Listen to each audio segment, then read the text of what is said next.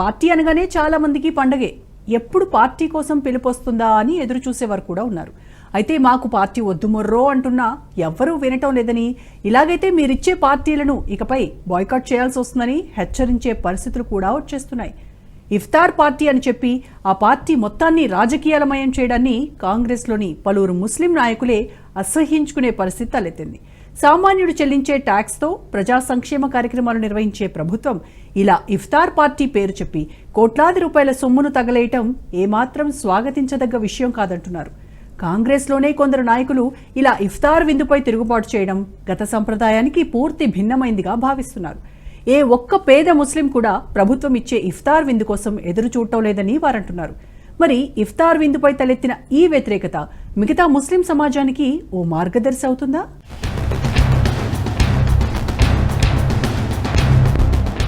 ఇఫ్తార్ విందుపై తొలిసారిగా తిరుగుబాటు.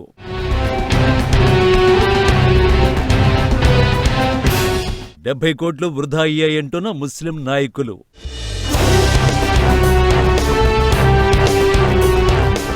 ఇఫ్తార్ విందులు, బతుకమ్మ చీరలు వద్దంటూ వినతులు.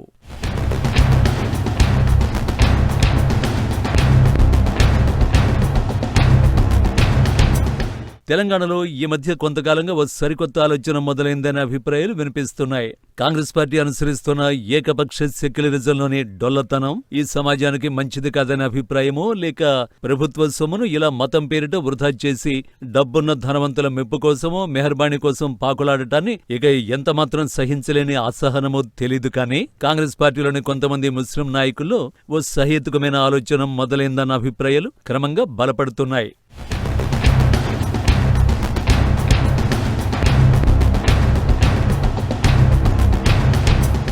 తెలంగాణలో ఏ ప్రభుత్వం వచ్చినా యావత్ ముస్లిం ప్రజానికం మద్దతు పొందుతున్నామని స్వయం తృప్తి పొందే క్రమంలో మజ్లిస్ ఇత్తెహాదుల్ ముస్లిమీన్ ఎంఐఎం అనే పార్టీకి దాసోహం అంటూ వ్యవహరిస్తున్నారన్న ఆరోపణలు, విమర్శలు ఎంతో కాలంగా జనసామాన్యం నుంచి వినిపిస్తున్నాయి. అటు ఎంఐఎం నాయకులు కూడా అధికారంలో ఏ పార్టీ నాయకులు ఉన్నా మరో ఆలోచనకు తావు లేకుండా ఆ పార్టీతో అంటకాగుతూ ఉండడం కూడా అనేక సందర్భాల్లో మేధావులను సైతం విస్మయపరిచింది. అయితే ఎంఐఎంతో పొత్తు కారణంగా, లేక అవగాహన కారణంగా ముస్లిం నాయకుల్లోని మేధావులు, అలాగే ప్రజాకోణంలో నిరంతరం పనిచేసే యాక్టివిస్టులు అన్ని అర్హతలున్నప్పటికీ అసెంబ్లీలోకి అడుగు పెట్టలేకపోతున్నారు. ఈ అసంతృప్తి కాంగ్రెస్లోని కొందరు ముస్లిం నాయకుల్లోనూ చాలా కాలంగా ఉందంటారు రాజకీయ పరిశీలకులు. ఇలా ఎవరు అడ్రస్ చేయదలుచుకొని అనేక అంశాలను బహిరంగంగా చర్చించకపోతే కాంగ్రెస్ పార్టీకి ఎంత నష్టం వస్తుందో తెలీదు. కానీ యావత్ సమాజ బాహుళ్యానికి తీరని నష్టం జరగడం ఖాయమన్న అసంతృప్తి పలువురు కాంగ్రెస్ నాయకులు పెరుగుతోందన్న భావన వ్యక్తమవుతోంది. ఈ క్రమంలోనే ఈసారి ఇఫ్తార్ విందుకు వ్యతిరేకంగా కాంగ్రెస్ పార్టీలోని పలువురు ముస్లిం నాయకులు గళమెత్తడం చర్చాంశంగా మారింది. తెలంగాణ ప్రభుత్వం ఆధ్వర్యంలో ఈ సంవత్సరం ఇఫ్తార్ పార్టీ ముగిసినా కూడా ఇలాంటి పార్టీలకు ఇకనైనా స్వస్తి పలకాలన్న వాదన మాత్రం పలువురు ముస్లిం నాయకులు బలంగా వినిపించడమే ఇప్పుడు చర్చకు దారితీస్తోంది. ఇదంతా వృధా, వట్టి పబ్లిసిటీ కోసం పైసలన్నీ దండిగా. ఇప్పుడు బతుకమ్మ పండుగ కూడా ఎవల ఆ పూలు వాళ్ళు తెచ్చుకుంటారు, పేర్చుకుంటారు, చేసుకుంటారు. బతుకమ్మకు చీరలెందుకు, ఆ పంచుడెందుకు, ఆ నానా తతంగాలు. అంటే అందరేమన్నా బిచ్చపోళ్ళ లెక్క చీరలు ఇచ్చి, మీరు పెద్ద రాజుల లెక్క మీరు దానం చేసి చీరలు ఇచ్చే బాపత మా పైసలతో మా చీరలే ఇస్తున్నారు. దానికి అన్నన్ని కోట్లు కేటాయించి దాంట్లో మొత్తం ఎంత స్వాహ అవుతుంది, ఎంత పబ్లిక్ వస్తుంది, అది అందరికి తెలిసిన విషయమే. కాబట్టి ఈ వేదిక ద్వారా నేను చెప్పేది ఏంటంటే, ఈ ఇఫ్తార్ విందులు ముస్లింలు అడగట్లేదు, ఎవ్వరు కూడా మీకు మీరే ఇస్తుండ్రు. ఆడ గట్టిగా మీ పెద్ద లీడర్లు అందరూ ప్రమోషన్ చేసుకుంటున్నారు. వాళ్ళ కింద ఉన్న కార్యకర్తలు పార్టీ వాళ్ళకే పిలుచుకుంటారు, అన్ని పార్టీలోళ్ళు. ఆ విందుకు పబ్లిక్ మనీ ఎందుకు స్పెండ్ చేస్తుండ్రు?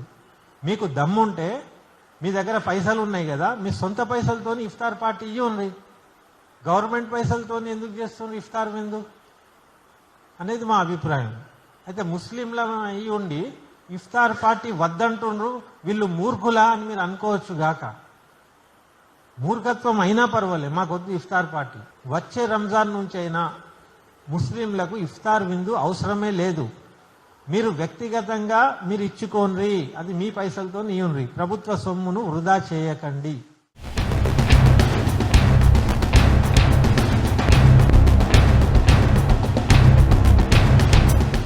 లుబ్నా సర్వత్ అనే పొలిటికల్ లీడర్ కమ్ యాక్టివిస్ట్ హైదరాబాద్లో చెరువుల కబ్జాకు వ్యతిరేకంగా పర్యావరణ సమతౌల్యం కోసం పనిచేస్తున్నారు. ఆర్టీఐ ద్వారా ప్రభుత్వంలోని అనేక చీకటి కోణాలను వెలికితీసే ప్రయత్నం చేస్తున్నారు. ఈ క్రమంలో ఆమె గతంలో ఓసారి అసెంబ్లీకి పోటీ చేశారు. 2024 పార్లమెంటు ఎన్నికల్లోనూ అసదుద్దీన్ ఓవైసీ మీద తలపడ్డారు. ఆమె కాంగ్రెస్ నుంచి పోటీ చేయడానికి టికెట్ ఆశించిందని అప్పట్లో అంతా చెప్పుకున్నారు. కానీ కాంగ్రెస్ ఎంఐఎంకు ఉన్న అనధికార మైత్రి కారణంగా ప్రజాక్షేత్రంలో నిజాయితీగా ప్రజల కోసం పనిచేసే యాక్టివిస్టులకు అవకాశాలు లేకుండా పోయాయని పలు సందర్భాల్లో ఆవేదన వ్యక్తం చేశారు. ఈ క్రమంలో ఒక ముస్లిం మేధావిగా తాను తనతో పాటు లైక్ మైండెడ్ పీపుల్ మౌనంగా ఉంటే అది ముస్లిం సమాజానికి వంచనగానే కాక యావత్ సమాజానికి కూడా నష్టదాయకంగా మారుతుందని లుబ్నా వంటి లీడర్లు ఆవేదన వ్యక్తం చేస్తున్నారు. ఈ క్రమంలో ఈసారి ఇఫ్తార్ విందును ఎట్టి పరిస్థితుల్లోనూ ఆపి తీరాలనే కృతనిశ్చయంతో గత ఫిబ్రవరి నుంచి లుబ్నా సర్వత్ వివిధ స్థాయిల్లోని ఇస్లామిక్ సంఘాలకు లేఖలు రాస్తూ పోయారు. ఇఫ్తార్ పార్టీని ప్రభుత్వం తరఫున నిర్వహించరాదని సీఎం రేవంత్ రెడ్డిని కోరాలని ఇస్లామిక్ సంఘాలకు బహిరంగ లేఖలు కూడా రాశారు. అటు రేవంత్ రెడ్డికి సైతం లుబ్నా సర్వత్ ప్రభుత్వ నిధులతో ఇఫ్తార్ విందు నిర్వహించరాదని నేరుగా లేఖ రాశారు. పేద ప్రజల కష్టార్జితంతో కట్టే పన్నులతో ప్రభుత్వాలు ఇఫ్తార్ విందుల పేరిట కోట్ల రూపాయల ప్రజాధనాన్ని దురుపయోగం చేయరాదని బహిరంగంగానే గళమెత్తడం అందరినీ ఆకర్షించింది. ఇఫ్తార్ పేరిట కోట్ల రూపాయల కుంభకోణాలకు పాల్పడటమే తప్ప ఇందులో ఎలాంటి ప్రజోపయోగమైన ప్రక్రియ లేదని బల్లగుద్ది వాదిస్తున్నారు లుబ్నా. ఈ స్టేట్ లో ఉన్న ఒక పేదవాడు కూడా ఒక 1/2 లీటర్ పెట్రోల్ కొట్టుకున్నా వాడు వ్యాట్ ఇస్తున్నాడు, ప్రభుత్వానికి వ్యాట్ ఇస్తున్నాడు. అక్కడ ఆ స్టేజ్ మీద ఎక్కిన ప్రతి ఒక్కరికి జీతగాళ్లు, వాళ్ళందరూ లక్షల కొద్ది జీతగాళ్లు. గత 10 ఏళ్లుగా నడుస్తున్న ఒక పొలిటికల్ డ్రామా. ఇది డ్రామానే కాకుండా ఇది ఒక ఓపెన్ కరప్షన్. ఎందుకంటే మైనారిటీ వెల్ఫేర్ అని చెప్పి అక్కడ ఎవరి వెల్ఫేర్ ఎవరూ అంచనా వేయలేకపోతున్నారు. ఇంత ఘోరంగా ఓపెన్ గా కరప్షన్ ఎక్కడ జరుగుతుందయ్యా, ఎక్కడ జరగగలుగుతుందయ్యా అంటే అది మైనారిటీలోనే జరుగుతుంది. ఎందుకంటే మైనారిటీలో సరి అయిన దారి చూపించి అడ్వైజ్ ఇచ్చేవాళ్ళు ఆ ప్రభుత్వంలో కూడా, కేసీఆర్ ప్రభుత్వంలో కూడా లేరు, ఈ కాంగ్రెస్ ప్రభుత్వంలో కూడా లేరు. ఉంటే ఈ రోజు ఈ దావత్ ఇఫ్తార్ జరిగేది కాదు, ఇక్కడ మనం ఉండేవాళ్ళం కాదు.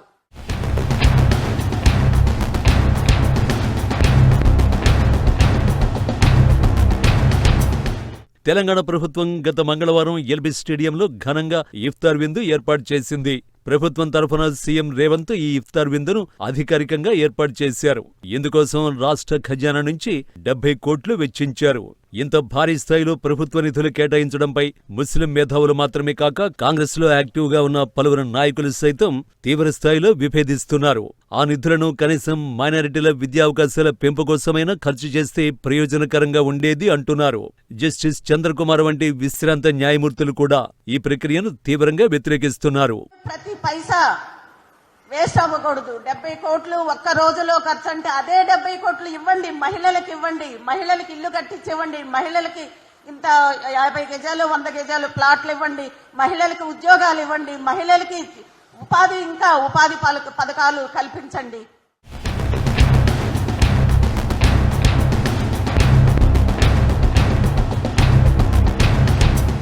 మొత్తానికి తెలంగాణలో ఇప్పటిదాకా వినిపించని ఓ ప్రత్యేకమైన డిమాండ్ కొంతకాలంగా వినిపిస్తూ ఇలా సోమాజిగూడ ప్రెస్ క్లబ్ మెట్లు ఎక్కే స్థాయికి వెళ్ళింది. మరి రాజకీయ నాయకులు తమ పేరు ప్రఖ్యాతుల కోసం, ఓల్డ్ సిటీలో బలంగా కనిపిస్తున్న ఎంఐఎం నేతల మెప్పు కోసం అసలైన పేద ప్రజల్ని వదిలేసి కోట్ల రూపాయల ప్రజాధనాన్ని ఇన్ని ఆడంబరాలకు తగలేస్తారా? వచ్చే పండుగ నాటికైనా తమ విధానాలను సమీక్షించుకుంటారా?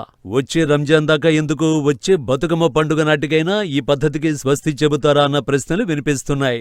అయితే ఇలాంటివి సక్సెస్ కావాలంటే ఇలాంటి ముస్లింలలోని సోషల్ యాక్టివిస్టులు కేవలం ఇఫ్తార్ వంటి పార్టీలకే పరిమితం కాకుండా అటు బతుకమ్మ పండుగకి ఇచ్చే చీరల విషయంలోనూ గొంతులు పెగిలిస్తే బాగుంటుందన్న అభిప్రాయాలు వినిపిస్తున్నాయి. ఎందుకంటే ప్రభుత్వాల నుంచి ప్రజలు కోరుకునేది చీరలు సారీలు కానే కాదని, విద్య వైద్యం వంటి జీవన ప్రమాణాలు మెరుగుపరిచే అంశాలనే కోరుకుంటారని మేధావులు నిపుణులు అభిప్రాయపడుతున్నారు. మరి ఆ దిశగా ఈ ముస్లిం మేధావులు కూడా ప్రయత్నాలు ముమ్మరం చేస్తారా, లేక సెలెక్టివ్ అంశాలను మాత్రమే ఎంచుకుని తమ పాత్రను పరిమితం చేసుకుంటారా చూడాల్సి ఉంది.